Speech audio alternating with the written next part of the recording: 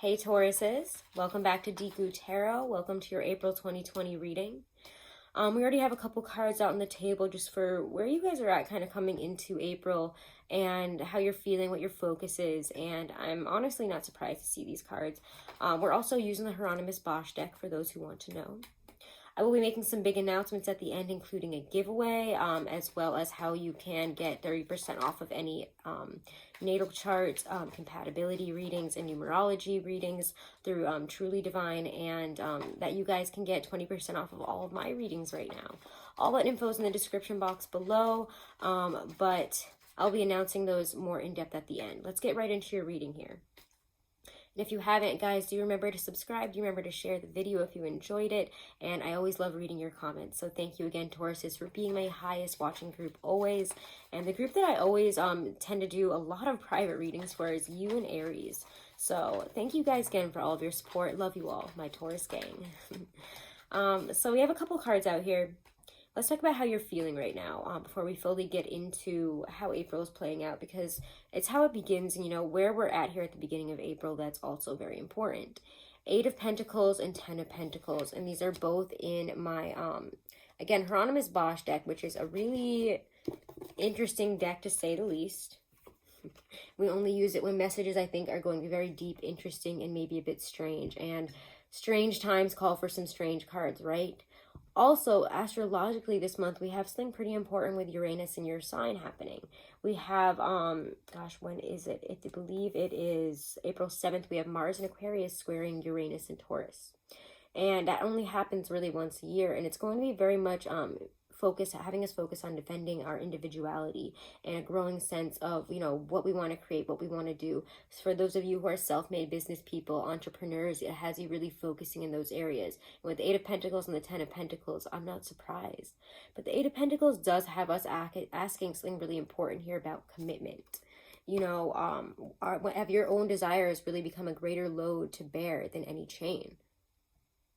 What have you committed to in terms of work, in terms of your success, in terms of where you would like to see your life go career-wise, financially, that maybe has become more of a burden than anything? You really want something. You really want something to be a certain way. We want this career. We want this work situation to work out.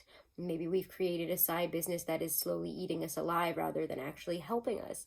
It has us really looking at what we've committed to, especially in terms of our pursuit for the 10 of Pentacles. And with the 10 of Pentacles, I mean, what an interesting card. It really talks about your avarice. When the treasure casket is full, there will not be much space left for what could be yet to come. So it's important to remember that.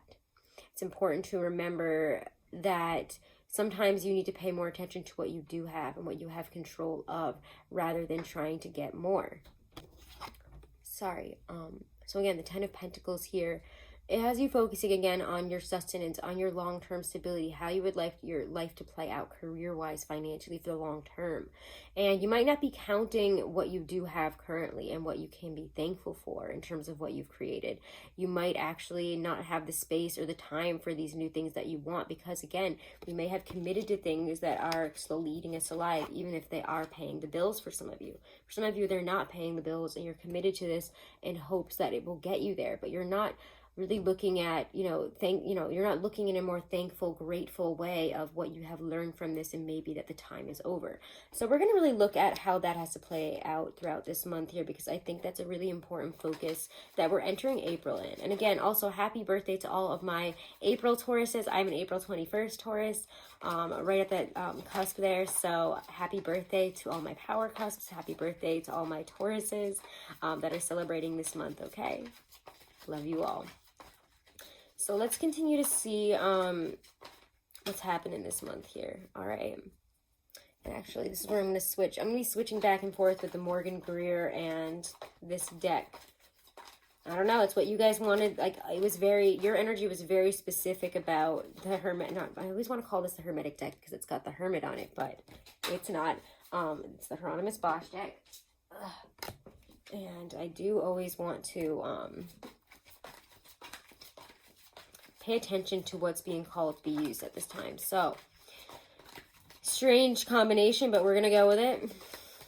All right. Tauruses, Tauruses, Tauruses.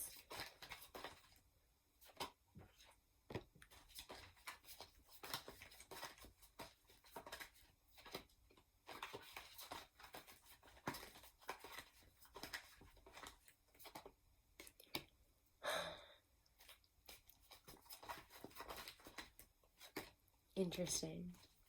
You guys need to move on from what hasn't worked. You will have new ideas, it feels, this month. And again, I've been feeling this especially for a lot of the signs, honestly. It's been coming up in a lot of private readings as well, that Taurus season is kind of going to be a really breakthrough time where things are probably going to start being able to move faster. Feels like, the global situation with coronavirus will maybe start to shift and change by then, and we'll be able to start doing more. However, I do think that with this whole situation, life as we know it is definitely going to change. And we could be mourning the loss of something this month. Mourning the loss of, again, things that haven't worked out. Commitments that have become too weighty. And now that we're paying attention to it, we're saying, how good is this for me to keep doing? Is it really helpful? And I know that as a Taurus, I've been asking myself some of these questions, even having to do with YouTube. And I love you guys and I love doing what I do, but I know that there are other things in life that I'm meant to do and that I need to be doing as well. So, and don't worry, I'm not going to be going anywhere. I do enjoy what I do, and I will always try to be up here on YouTube doing my monthlies and stuff, but things might change, they might shift, and I do think that we're all at that point where things that we once loved that brought us a lot of great joy have become, again, too much of a commitment and are not giving us what we need. It might have helped us at one time, it might have been great for a while, but it feels to me like things are changing and in a really good way. So don't be too sad. Don't be so focused on what hasn't worked out. Don't cry over the spilled milk when there's still more to come. Something better, something equal, something that pays the bills, feeds the pigs here, you know what I mean? Ace of Rods, Wheel of Fortune, and that's such a powerful, good energy coming in here, especially in Aries season when things are not feeling very Aries right now, right? Everybody's kind of paused and more in that Venus and Taurus energy, which is great for you guys. I mean, as someone with Venus and Taurus, I'm loving it. There's a way more relaxed vibe going on. It's a way more everybody pause, chill, stay home and do things. And with my health problems, I do enjoy working from home and stuff too. So it's definitely been a really interesting shift into this more slow, paused, Taurian kind of nature of, and also again, the Capricorn node that is asking us to take care of ourselves and foster love and, what is the word I'm looking for? I can't think of anything better than caring for ourselves, caring for our lives, giving ourselves more love, giving ourselves more affection, time, and relaxation. Nurturing is the word I'm looking for. There we go. We hit it. There's a great nurturing vibe here that is nurturing us to, and with all this slowness, all this, let's pause and really look at our commitments. Let's pause and really look at why we're trying to get to that 10 of Pentacles and at what cost and what hasn't worked versus what can work now, and what we needed to change. It's not a lot like Aries, but it has that same vein of these things aren't working. Let's make some changes. And I would say to go check out the astrology for this month. There's major things happening here. We have, again, on April 4th, the Jupiter-Pluto conjunction under Capricorn, which is only going to happen again on 3 occasions. This is the first of 3 occasions this year that this is going to happen, and it only happens every 13 years. So there's a lot of long-term progress, professional career growth, and goals changing. And again, what are your goals? What do you want to do? What makes you happy? What brings you passion? It's like, where do you want to take this new direction? You could be having some new ideas, new offers. And don't worry, we're going to look at this because this is the theme for your month. Yeah, the 5 of Pentacles might be right in the middle of it. But with all this stuff changing, you're not going to have a lot of time to focus on the sadness and focus on, what didn't work out and what you put into it. And again, Taurus is sometimes you get a little caught up in, but I put all this money into it. I put all this time into it. I put my energy into this and, I really worked hard at it and it's not working and I'm going to keep doing it. And it's like, at a certain point, when will you take it in a new direction? Follow those new veins of thought. Follow those new ideas. So let's take a deeper look there, okay?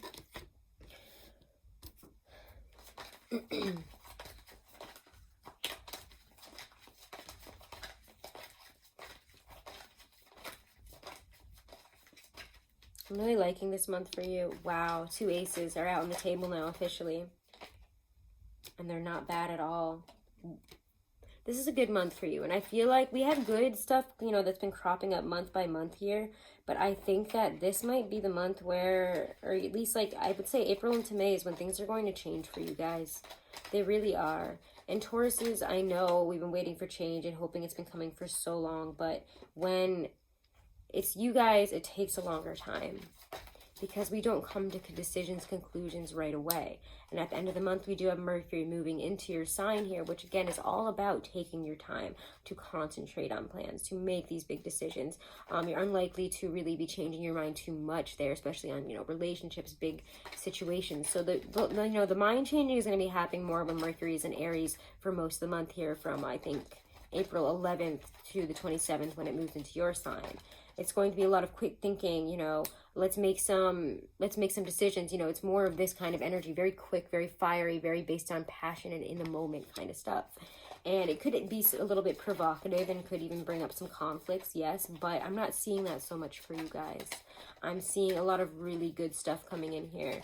And again, like I was saying, and I kind of got side railed with that Jupiter-Pluto conjunction, it's really has you looking at your ethics and again, what you commit to and how you commit to things. And Taurus, as you're known as fixed earth, to be a commitment heavy sign. And when we commit to something, we commit to it. And we don't do it right away. We think about it. We plan. We really evaluate how it's going to fit into our life and what it's going to bring us. And now it's like, whoa, look at these commitments here, because now I'm not so sure. Some of them are not actually giving me anything. Some of them may appear as one thing, but are actually a completely different thing here. And I think that that's really, really important to recognize. No, I'm not going to read all these specifically in order, because as cards come out, they kind of present themselves in the order that I believe that they're all supposed to interact in. So yeah, I will talk about that other ace on the table. Don't worry, we'll get there. But to get to that ace on the table, to get to all these new beginnings, this opportunity, it's like the big universal handout here that's like, you wanted a new beginning, that's going to make you feel great. It's coming, but you have to kind of face the devil. Yep. And when you got to face the devil here, it kind of talks about, what do you derive from this situation, and what does it derive from you?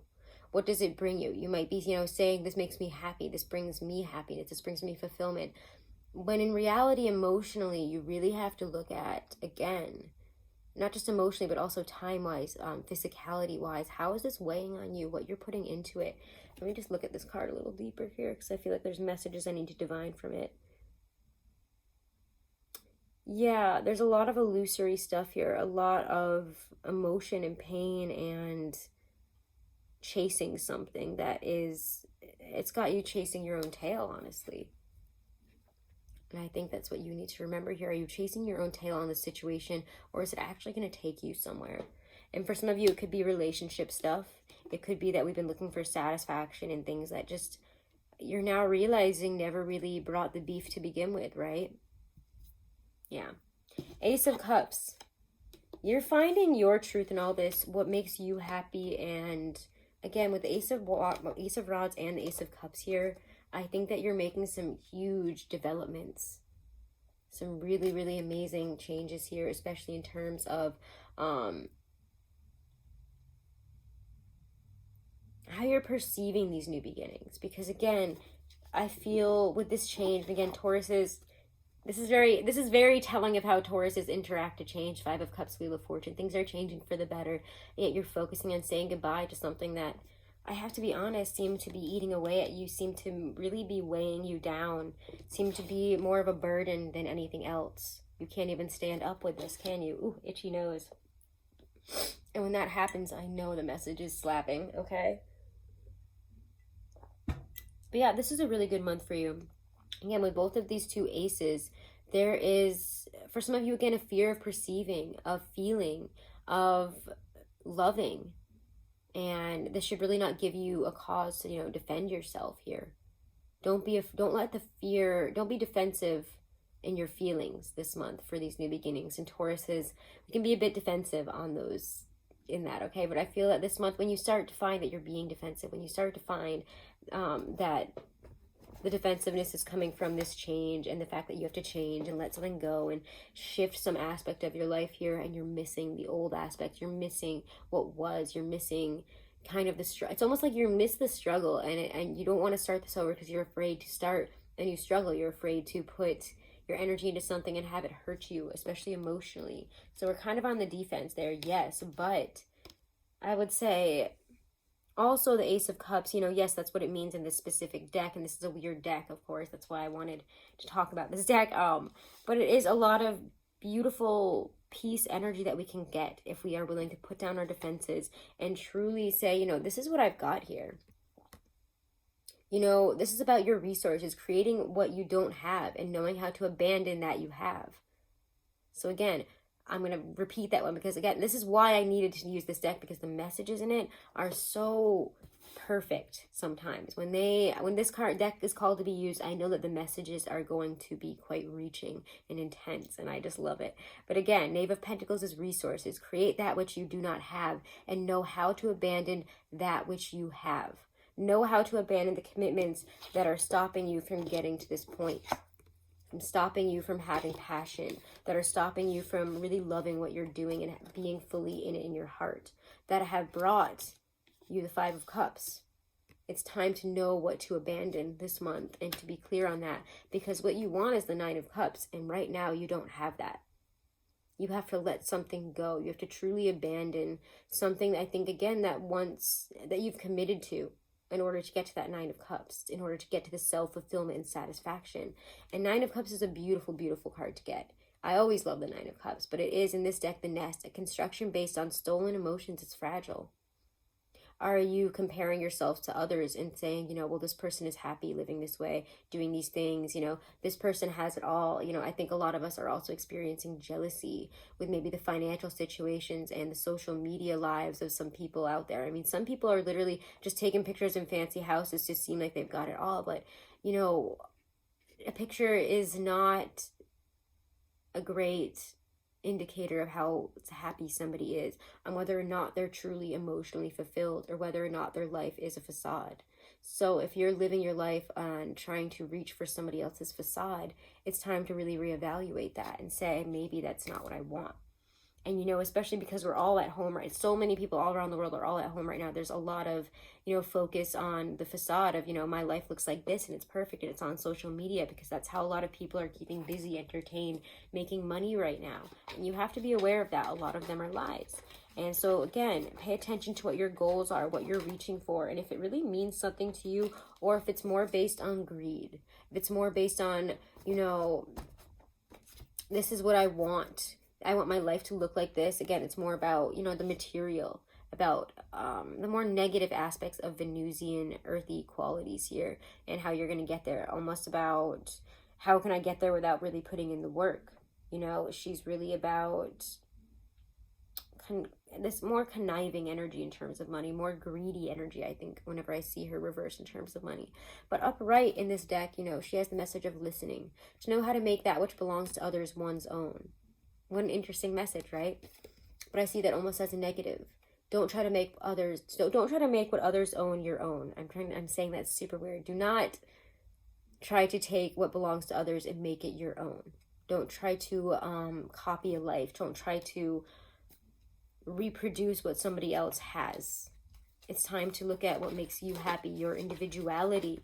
Remember, especially with we got some intense stuff going on here. What is it? There was what is it? April 7th? Yes, Mars in Aquarius squaring Uranus and Taurus. It's about, again, defending your individuality. Who are you as an individual? What makes you happy as an individual here? And I really think that's going to be really important here, especially in your sense of who you are and your entrepreneurship, what you bring to the table. So let's pull a couple more and see how this all plays out this month. Because if you're willing to stop trying to live somebody else's life, you know, copy someone's success, reach that success that somebody else has, be on par with that person, it's time to look towards something different, something new, and let go of what was. Let go of those old goals, because things are changing in a really amazing way. Seven of Wands. And do you really want to fight against this, or do you want to fight for something more here? Ooh, what's coming out?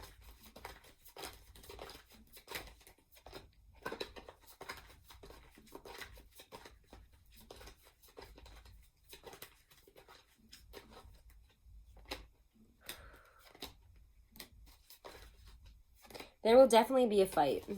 There will definitely be a struggle for this. And other people will have all sorts of things to say about what you're doing and what you want to do. But it's your decision. And they don't know what brought you there. They don't know what has changed in you and where this change is really going. They can't see that. However, you can. And you have the third ace coming out here as well. But let's talk about the cards that came out before it. 5 of Swords, the Emperor, and then Temperance. The 5 of Swords is actually the reason I bought this deck, because it is just gorgeous, right? So beautiful. You have to fight for, again, your individuality, fight for your own leadership. And it might have you putting some people in their place. Careful with how harsh your words are. But also, I think it's necessary at this time. It's like, a lot of people say, not a lot of people talk about Tauruses on social media, where everybody criticizes him like we're boring, all this other stuff, but piss off a Taurus and you'll just see why nobody talks shit about Tauruses that often, or why nobody has too much to say about them.